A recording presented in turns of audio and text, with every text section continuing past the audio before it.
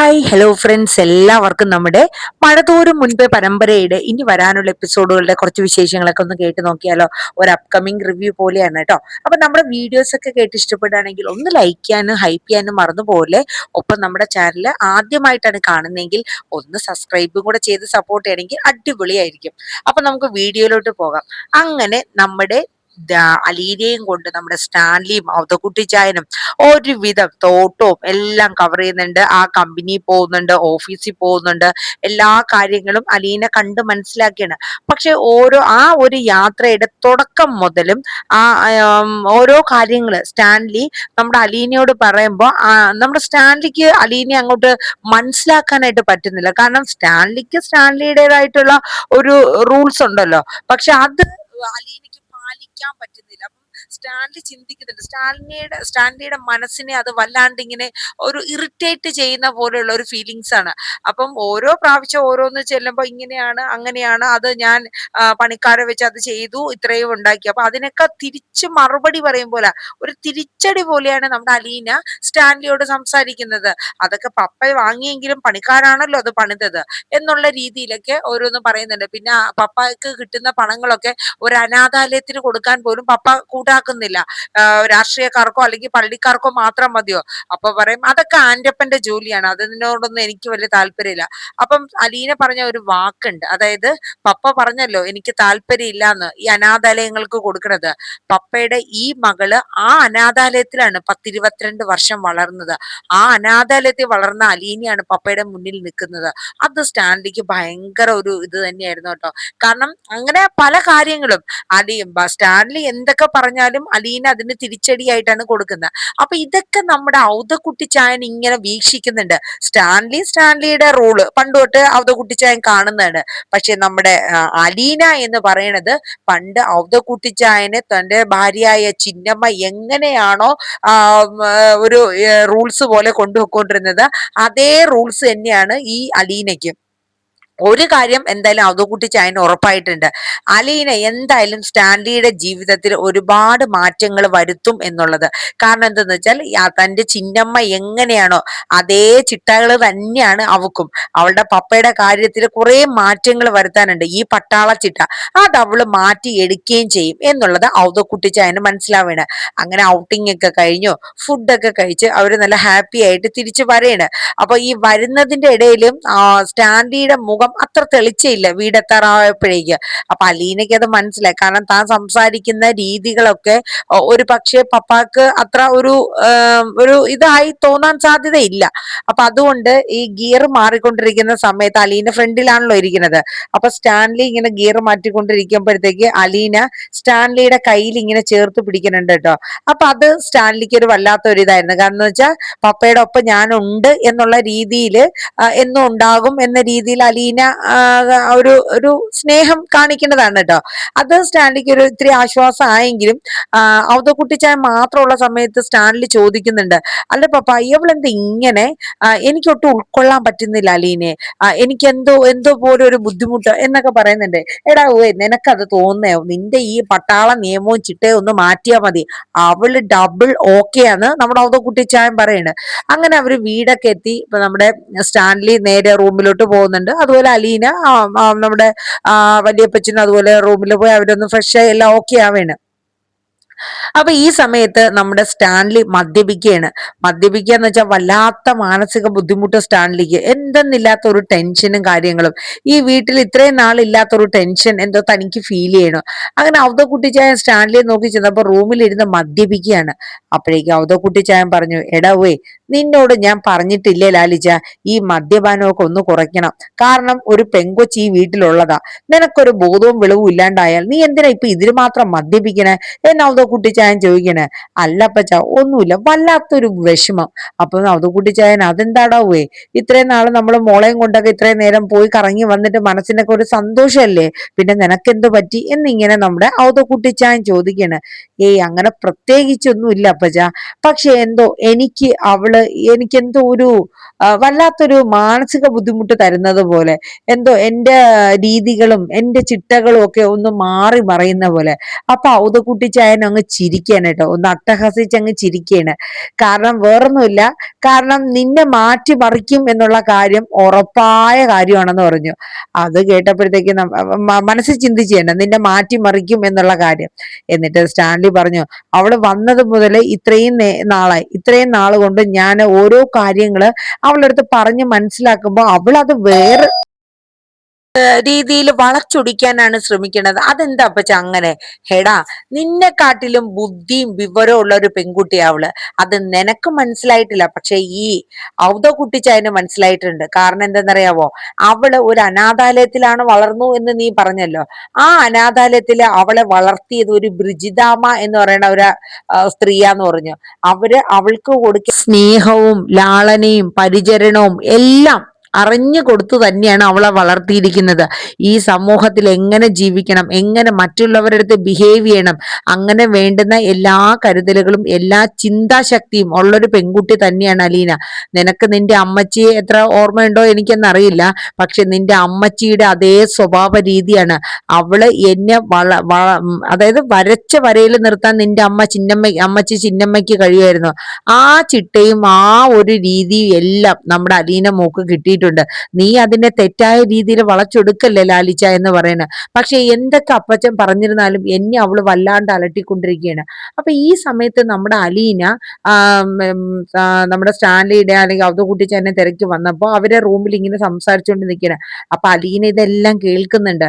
അതായത് സ്റ്റാൻലിക്ക് ഇച്ചിരി മാനസികമായിട്ടുള്ള ഒരു ബുദ്ധിമുട്ട് അലീനയുടെ ഭാഗത്തു നിന്നും ഉണ്ടാകുന്നു എന്നുള്ളതാണ് അപ്പച്ചനോട് പറയുന്നത്. പക്ഷെ വല്യപ്പച്ചൻ അത് പറഞ്ഞ് മനസ്സിലാക്കി കൊടുക്കുന്നുണ്ട്. കാര്യം നിന്റെ രീതിയിൽ, നിന്റെ ചിട്ടകൾക്ക് ഉള്ള രീതിയിൽ പണിക്കാരും ഒക്കെ കേൾക്കുന്ന പോലെ അവള് കേൾക്കുന്നില്ല. നിന്റെ ശാസനകൾ അവൾക്ക് പറ്റുന്നില്ല. അവൾ അങ്ങനെ വളർന്നൊരു കുട്ടിയല്ല. അത് നീ ആദ്യം മനസ്സിലാക്കണം. അവൾ അതിനുശേഷം ബ്രിജിതാമ്മയുടെ അടുത്ത് നിന്ന് പിന്നെ ആ സ്വർണ്ണപ്പണിക്കാരന്റെ പേരെന്താടാ ലാലിച്ച, അപ്പം ബാലചന്ദ്രൻ, അയാളുടെ വീട്ടിൽ വന്നു. അവിടെയും അവള് കുറെ പീഡനങ്ങളൊക്കെ അനുഭവിച്ചു. പക്ഷെ അവൾക്ക് താങ്ങായും തണലായും അയാളുണ്ടായിരുന്നു, ആ ബാലചന്ദ്രൻ എന്ന് പറയുന്ന ആള്. അവൾ അങ്ങനെ ഒരുപാട് പരീക്ഷണങ്ങൾ നേരിട്ടിട്ടാ മോനെ ഈ ജീവിതത്തിലോട്ട് ഇപ്പൊ കടന്നു വന്നിരിക്കുന്നത്. അപ്പൊ അവളെ നീ മനസ്സിലാക്കാനും നിന്നെ അവള് മനസ്സിലാക്കാനും കുറച്ച് സമയമൊക്കെ എടുക്കും.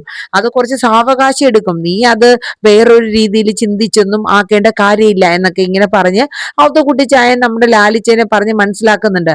ദേ ഒരു കാര്യം ഞാൻ പറഞ്ഞേക്കാടാവേ, നിന്റെ ഈ കുടി നല്ലതിനല്ല. ഈ മദ്യപാനം നീ ഒഴിവാക്കണത് നല്ലതാ. ഒരു പരിധിയുണ്ട്. ഇതെന്താ ഇതിങ്ങനെ നേരവും കാലവും ഇല്ലാണ്ട്? ഒരു പെൺകുട്ടി വീട്ടിലുള്ളതല്ലേ? നിന്നോട് എത്ര പ്രാവശ്യം ഞാൻ പറഞ്ഞു? നീ തന്നെ പറഞ്ഞില്ലേ അലീനയ്ക്ക് മദ്യപിക്കണത് ഇഷ്ടമല്ല എന്ന്. പിന്നെ നീ വീണ്ടും വീണ്ടും അത് തന്നെ ചെയ്യണ എന്തിനാ? അവളോടുള്ള വാശിക്കാണോ എന്നൊക്കെ ചോദിക്കാണ്. അപ്പൊ സ്റ്റാൻലി പറഞ്ഞു, അങ്ങനെയൊന്നും ഇല്ല അപ്പച്ച എന്ന് പറഞ്ഞു കേട്ടോ. അത് കഴിഞ്ഞ് പിന്നീട് കാണിക്കുന്ന സീന അവര് രണ്ടുപേരും കൂടെ പുറത്തോട്ട് വരുമ്പോ അലീന അവിടെ നിൽക്കുകയാണ് കേട്ടോ. അപ്പൊ സ്റ്റാൻലിക്ക് മനസ്സിലായി താൻ അപ്പച്ചനോട് സംസാരിച്ച കാര്യങ്ങളെല്ലാം അലീന കേട്ടിട്ടുണ്ട് എന്നുള്ളത് മനസ്സിലാവേന കേട്ടോ. അങ്ങനെ അലീന നേരെ സ്റ്റാൻലിയുടെ അടുത്തോട്ട് ചെന്ന് മുഖാമുഖം നിൽക്കുകയാണ്. എന്നിട്ട് പറഞ്ഞു, ഞാൻ പപ്പേനെ ഒരുപാട് വേദനിപ്പിച്ചു അല്ലെ? എന്റെ സംസാര രീതി പപ്പയ്ക്ക് ഒരു പക്ഷെ ഉൾക്കൊള്ളാൻ പറ്റുന്നില്ലായിരിക്കും. കാരണം പപ്പ ഒരു പട്ടാള ചിട്ടയോടുകൂടിയൊക്കെ വന്ന ആ ഒരു രീതിയല്ലേ. പക്ഷെ എനിക്ക് എന്തോ ഉൾക്കൊള്ളാൻ എനിക്ക് പറ്റുന്നില്ല. പെട്ടെന്ന് പപ്പയുടെ ആ ഒരു രീതികളും മറ്റുമൊക്കെ എന്തെന്നറിയില്ല. ഞാൻ വളർന്ന സാഹചര്യങ്ങൾ കൊണ്ടായിരിക്കും പപ്പ എന്നോട് ക്ഷമിക്കുക. പിന്നെ ഞാൻ പറയട്ടെ, പപ്പയ്ക്ക് ഞാൻ ഒരു ബുദ്ധിമുട്ടായിട്ട് ഒരിക്കലും ഇവിടെ നിൽക്കണമെന്ന് എനിക്കില്ല. കാരണം പപ്പയുടെ ജീവിതത്തിൽ ഒരിക്കലും ഒരു സന്തോഷത്തിന് ഒരു കുറവ് വരരുത്. എനിക്ക് മറ്റുള്ളവരുടെ മനസ്സിനെ വേദനിപ്പിക്കുന്നതോ വിഷമിപ്പിക്കുന്നതോ ഒന്നും എനിക്ക് ഒട്ടും താങ്ങാൻ പറ്റുന്ന ഒരു ഇതല്ല. മറ്റുള്ളവരുടെ സന്തോഷം കൊടുക്കുക എന്നത് മാത്രമാണ് എന്നെ ബ്രിജിതാമ്മ പഠിപ്പിച്ചു തന്നിരിക്കുന്നത്. പപ്പ ഞാൻ കാരണം വിഷമിക്കുന്നത് എനിക്ക് ഒട്ടും സഹിക്കാൻ പറ്റില്ല. സാരമില്ല, എന്റെ പപ്പ ആരാണെന്നും എന്താണെന്നും മനസ്സിലാക്കാനും കുറച്ച് ദിവസമെങ്കിലും എനിക്ക് കഴിഞ്ഞല്ലോ.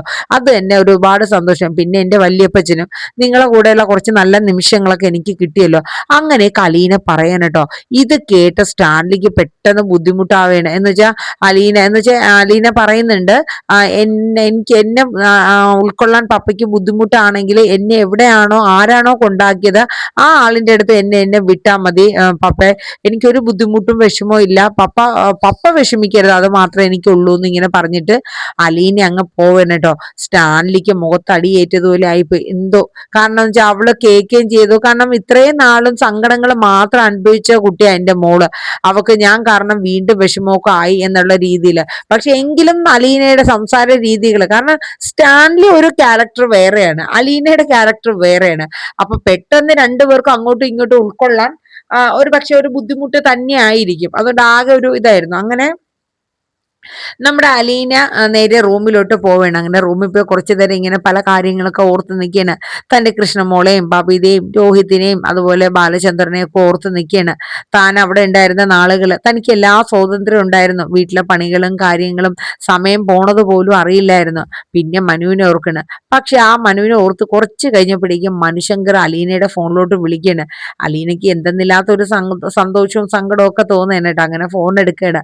ഫോൺ എടുത്തു കഴിഞ്ഞപ്പോഴത്തേക്കും മനു പറഞ്ഞു, എടോ താൻ എന്തെടുക്ക? അതെ, ഞാനിവിടെ വെറുതെ ഇരിക്കാം മനുവേട്ടെ, അവിടുത്തെ വിശേഷങ്ങളൊക്കെ പറയാം. ഇവിടെ ഇപ്പൊ എന്താണ്, പട്ടാളച്ചിട്ടുകളൊക്കെ ആയിട്ട് അങ്ങനെ പോണു. അതെ, ഞാൻ രാവിലെ ഞാൻ മനുവേട്ടനെ വിളിച്ചിരുന്നു. എനിക്ക് അന്നേരം എടുക്കാൻ പറ്റിയില്ല. അതെ, ഞാൻ ഉച്ചയ്ക്ക് തിരിച്ചു വിളിച്ചപ്പോ താനും എടുത്തില്ലല്ലോ. അപ്പൊ അലീന പറഞ്ഞു, ഞാൻ ഇവിടെ ഇല്ലായിരുന്നു മനുവേട്ടാ, പുറത്തു പോയിക്കായിരുന്നു. പുറത്തോ? ആരോ കൂടെ? പപ്പയും ഞാനും വല്യപ്പച്ചനും. പുതിയൊരാളാരാ? വല്യപ്പച്ചൻ വന്നിട്ടുണ്ടോ? എന്നെ ഇവിടുന്ന് പമ്പ അടർത്താൻ വേണ്ടിയിട്ട് വന്നതാ. പക്ഷെ വന്ന പാടെ തന്നെ ആള് ഫ്ലാറ്റ്. അതെന്താ? അപ്പം മനു ചോദിക്കണം. അപ്പൊ അലീന പറഞ്ഞു, അതെ, ഈ വല്യമ്മച്ചി ഏകദേശം എന്നെ പോലെ ഇരിക്കുന്ന ഒരാളാന്നാ പറയണത്. അതേ രൂപവും ഭാവവും സംസാരവും ഒക്കെ, നിറം വരെ എന്റെ അതേ നിറാന്നാ പറയണ. അപ്പം വല്യപ്പച്ചൻ വന്നപ്പോ ആ ചിന്നമ്മ എന്ന് പറയണ ഞങ്ങളുടെ വല്യമ്മച്ചി നിക്കണ ആള് പോലെയാ എന്നെ തോന്നിയത്. അതോടുകൂടി ആള് ഫ്ലാറ്റ്. പപ്പയ്ക്ക് വലിയ മാറ്റങ്ങളൊന്നുമില്ല. പപ്പയുടെ പട്ടാള ചിട്ടുകളൊക്കെ ഒന്ന് മാറി വരേണ്ടതായിട്ടുണ്ട്. അതിന്റെ കുറച്ച് പ്രോബ്ലംസേ ഉള്ളൂ. എങ്കിലും ഞാൻ ഓക്കെയാ മനുവേട്ടാന്ന് പറയുന്നുണ്ട്. അത് കേട്ടാ മതി എന്ന് പറഞ്ഞു. അപ്പോഴേക്കും അലീന ചോദിച്ചു, മനുവേട്ടാ അവിടെ എന്താ വിശേഷം? വീട്ടില് അമ്മയും അച്ഛനും തമ്മിൽ കണ്ടുമുട്ടി? അതൊന്നും പറയാതിരിക്കണ അലീന ഭേദം. കാരണം ആന്റി ഒരിക്കലും നന്നാവാൻ പോണില്ല. ആന്റിയുടെ റൂള് ആന്റി വിട്ടുകൊടുക്കോ? ഒരിക്കലും ഇല്ല. അങ്ങനെ കാര്യങ്ങളൊക്കെ സംസാരിച്ച് ഒത്തുതീർപ്പാക്കി എല്ലാം റെഡിയാക്കി ആന്റിയെ കൊണ്ട് വിട്ടിട്ടുണ്ട്. പക്ഷെ ആന്റി പോയതിന്റെ പുറകെ തന്നെ ഓരോ കാര്യങ്ങൾക്കും അങ്കിളുടെ പുറകെയും പിള്ളേരുടെ പുറകെ ഒക്കെ ഓരോ വഴക്കുണ്ടാക്കാനായിട്ട് നടക്കാം. പിന്നെ ഇപ്പോഴത്തെ ഒരു അത്യാവശ്യം എന്താന്ന് വെച്ചാൽ ഒരു സർവന്റിനെ വേണമെന്ന്. സർവന്റ് എന്നോട് കൃഷ്ണമോളും ബബിതയും വിളിച്ചപ്പം പറഞ്ഞായിരുന്നു. കാരണം എന്ന് വെച്ചാൽ കുട്ടികൾ അടുക്കളയിൽ കയറി പണിയെടുത്ത് കഴിഞ്ഞാൽ അത് ഞാൻ പഠിപ്പിച്ചു കൊടുത്ത രീതിയായി പോവില്ലേ മനുവേട്ടാ? അതുകൊണ്ട് ആ രീതി ഒന്ന് മാറ്റിമറിക്കാൻ വേണ്ടിയിട്ടാണ് പുതിയ സർവന്റിനെ തേടണേന്നാ ബബിത എന്നോട് പറഞ്ഞത്. എന്തെങ്കിലും കാണിക്കട്ടെ അലീന, അല്ലാണ്ട് ഇപ്പൊ എന്താ ചെയ്യണേ? അത് എന്തെങ്കിലും കാണിക്കട്ടെ. അച്ഛനും അമ്മയും വഴക്കടിക്കാണ്ട് അവരുടെ മൂന്നുപേരെ മുമ്പില് സ്നേഹത്തോടെ ഒന്ന് കാണണം. എനിക്ക് അത്രേ ഉള്ളൂ. കാരണം വെച്ചാൽ കുട്ടികൾ അത് കണ്ട് മനസ്സിന് വിഷമിക്കില്ല അവര്. അത് വരാൻ പാടില്ല. എനിക്ക് അത്ര മാത്രമേ ഉള്ളൂ ആഗ്രഹം എന്നൊക്കെ പറഞ്ഞിട്ട് മനുശങ്കർ കുറെ കാര്യങ്ങളൊക്കെ സംസാരിച്ച് ഫോണിൽ വെക്കാണ്. അപ്പൊ ഏകദേശം ഇനിയിപ്പോ ഉള്ള വരുന്ന 2 ദിവസത്തിൽ ഇതിനെയൊക്കെ ബേസ് ചെയ്തിട്ടുള്ള കാര്യങ്ങളാണ് വരുന്നത്. ഇത് കൂടാണ്ട് നമ്മുടെ സ്റ്റാൻലിയുടെ വീട്ടിലെ ഡ്രൈവറും അതുപോലെ തന്നെ നമ്മുടെ ആന്റപ്പനും പൗലോസും ഒക്കെ ചേർന്നിട്ട് ഇനി അലീനെ പുറത്താക്കാൻ, അതായത് അലീന നിൽക്കുന്നിടത്തോളം പല പ്രശ്നങ്ങളും ഈ വീട്ടിലുണ്ടാകും. അപ്പൊ അത് ഒന്ന് ഒഴിവാക്കണമെങ്കിൽ അലീന ഇവിടുന്ന് പോകണം. അപ്പൊ അതിന് വേണ്ടിയിട്ട് ചില പദ്ധതികളൊക്കെ ആസൂത്രണം ചെയ്യുന്നുണ്ട്. ഇനിയിപ്പോ നമ്മുടെ നമ്മുടെ സ്റ്റാൻലിയുടെ ഭാര്യയും മക്കളൊക്കെ ഇങ്ങോട്ട് വരുന്നുണ്ട്.